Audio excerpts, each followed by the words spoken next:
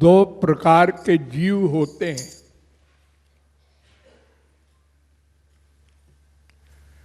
एक का नाम स्वांश, एक का नाम विभिन्नांश। तो स्वांश जो होते हैं वे तो सब भगवान के गुणों से युक्त होते हैं, जैसे ब्रह्मा, विष्णु, शंकर, तमाम गोलोक की ब्रज गोपियां, नारद वगैरह, ये सदा से मायातीत थे। कभी इनको माया नहीं लगी। ये स्वांश कहलाते हैं। स्व माने अपना, और अंश आप समझते ही है। समुद्र से एक घड़ा पानी ले लो तो वो एक घड़ा पानी समुद्र का अंश है। तो वो समुद्र के पानी में जो जो गुण हैं उस एक घड़े पानी में भी है। चाहे समुद्र भरा हो अमृत का, उसमें से एक घूंट पी लो तो अमृत के सारे गुण समुद्र वाले आपको मिलेंगे। तो अंश का मतलब होता है अंशी के गुणों से युक्त, यानी सब भगवान के समान है। स्वांश और सदा से है। और दूसरे जीव जो हैं वो विभिन्नांश कहलाते हैं।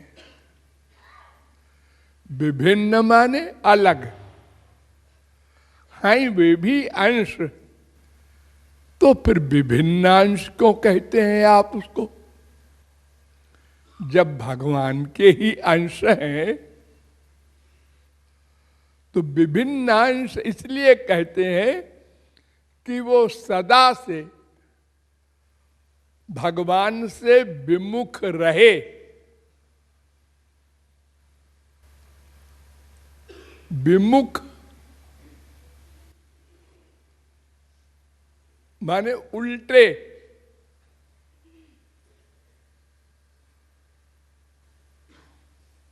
भगवान से विमुख होने पर क्या होता है? माया का आधिपत्य हो जाता है।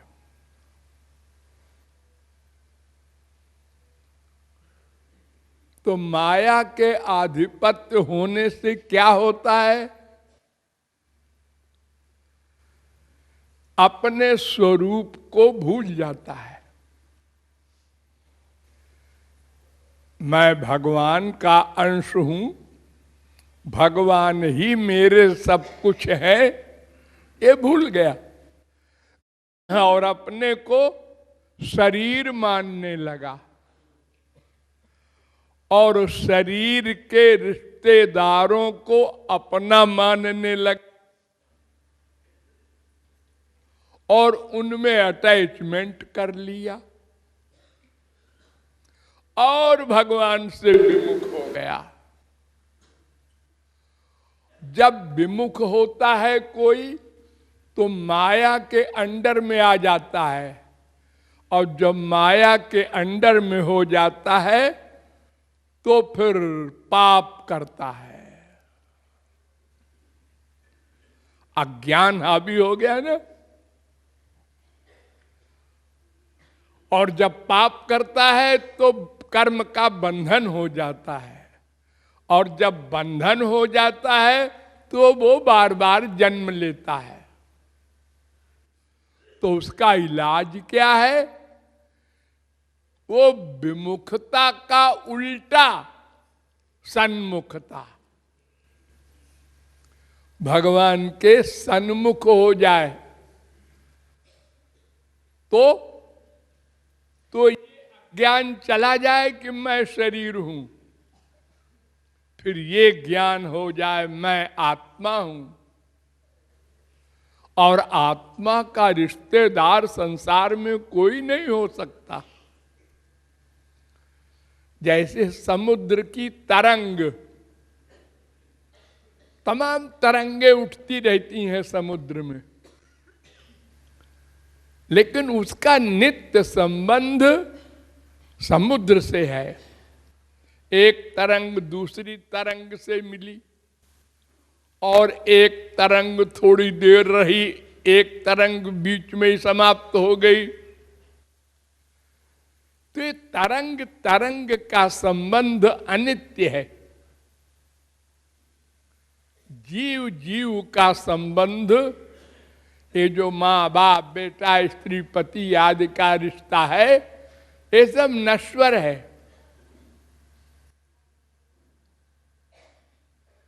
अगर यह भी आप मान लें कि एक माँ बाप बेटा स्त्री पति नाती पोते सब इकट्ठे छत गिरी, सब मर गए, लेकिन मरने के बाद क्या होगा? सब अलग अलग गए। क्यों? क्योंकि सबके कर्म अलग अलग थे। जिसने जैसी कमाई की थी, अच्छा काम किया था या बुरा काम किया था, पाप किया था, उसी के अनुसार वो अपना जाएगा। ऐसा नहीं है कि वही स्त्री मिलेगी, वही बाप मिलेगा, वही बेटा मिलेगा। अब वो गया अपने अपने कर्म के अनुसार, कोई कुत्ता बना, कोई गधा बना, कोई स्वर्ग गया, फिर दूसरी मां बनी, दूसरा बाप बना, फिर बेटा बेटी बने, फिर सब चले गए अपने अपने कर्म के अनुसार। जैसे कोई ट्रेन होती है, एक ट्रेन तुम्हारे शहर से दिल्ली जा रही है। अब तमाम मुसाफिर बैठे हैं, जिसका जहां स्टेशन आया वो उतर गया। सब दिल्ली नहीं जाते, और अगर सब दिल्ली भी जाते हो तो दिल्ली में उतरने के बाद सब अपने अपने घर में जा रहे हैं। हमारा इस मोहल्ले में घर है, हमारा इस मोहल्ले घर में है, सब अलग अलग। ऐसे ही ये संसार है। हम सब लोग अपने अपने कर्म के अनुसार भगवान के द्वारा अलग अलग मां के पेट में डाल दिए जाते हैं, और फिर पूर्व जन्म के कर्म के अनुसार ये भेद होता है। हमारे ही कर्म के अनुसार भगवान ऐसा नहीं करते अन्याय कि जबरदस्ती एक को राजा का बेटा बना दे, एक को भिखारी का बेटा बना दे, एक को कुत्ते की योनि में डाल दे, एक को वृक्ष बना दे। ऐसा नहीं, हमारे कर्म के अनुसार भगवान अलग अलग योनियां देते हैं। मनुष्य योनि में भी बड़ा अंतर होता है। किसी शराबी कबाबी गुंडे के यहां हमको डाल दिया उसकी बीवी के पेट में, अब हम भी गुंडे बनेंगे। दिन रात गुंडा हमको भी यही सिखाएगा कि अरे बेटा क्या धरा है नौकरी में, क्या धरा है बिजनेस में। एक दिन में हम लोग बैंक में डाका डाल के करोड़पति हो जाते हैं, और एक को संत के घर में डाल दिया उसकी बीबी के, अब वो जन्म से ही राधे राधे बोल रहा है। एक को बहुत बड़े अमीर के यहां डाल दिया, वो नशे में हो गया, भगवान भगवान की बात सुन के हंसता है। तो इस प्रकार सबके अपने अपने कर्म के अनुसार जन्म होता है।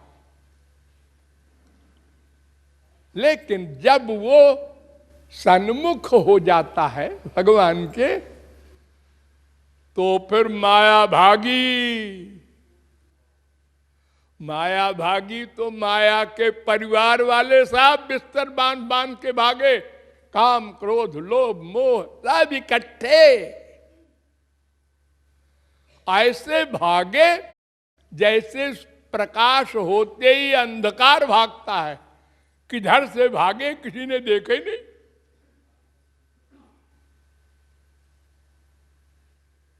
और सदा को भाग जाते हैं, फिर लौट के नहीं आ सकते। एक बार भगवान का बन जाए तो फिर वो स्वांश हो जाता है, विभिन्नांश नहीं रहता। इतनी बात जो मैंने आपको बताया, इसके लिए भागवत में एक श्लोक है। देखो वेद व्यास का कमाल। भयम द्वितीयाभिनिवेशत स्यात् दिशादपेतस्य विपर्ययो स्मृति तन्मायया तो बुध आभजेत तम भक्त्यैकयेशम गुरुदेवतात्मा। गुरु और इष्ट देव श्री कृष्ण, इन दोनों के सन्मुख हो जाओ, शरणागत हो जाओ, तो माया भागी। और अगर विमुख रहे तो मति विपर्जय हो गया, अपने को देह मानने लगे और उसका फल हो गए। सोचो, एक ही जगह हम दोनों रहते हैं, हृदय में द्वा सुपर्णा सौजा, लेकिन भगवान के गुण हमको नहीं मिलते। एक ही जगह, बल्कि यूं कहो या आत्मन तिष्ठति, भगवान हमारे अंदर ऐसा है बैठा व्याप्त। तैलम तिलेषु काष्ठेषु बह्नि क्षीरे यथा घृतम गंधा पुष्पेषु भूतेषु तथैवाहम ह्यवस्थिता। जैसे तिल में तेल, तिल के हर भाग में तेल व्याप्त है,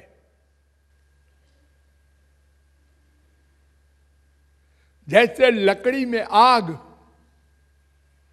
जैसे दूध में घी, जैसे फूल में खुशबू, ऐसे जीव में भगवान व्याप्त है, लेकिन लाभ नहीं मिलता। क्यों? हम भगवान से विमुख हैं। वो हमारे पीछे खड़ा है, आजा बेटा, नहीं इधर जाएंगे। सब जा रहे हैं इधर ही माया की शरण में, हम भी जाएंगे। अब दो चार महात्मा अगर हैं विश्व में और वो कहते हैं भगवान की ओर चलो, तो अरे भाई दो चार की बात तो मानने नहीं होती।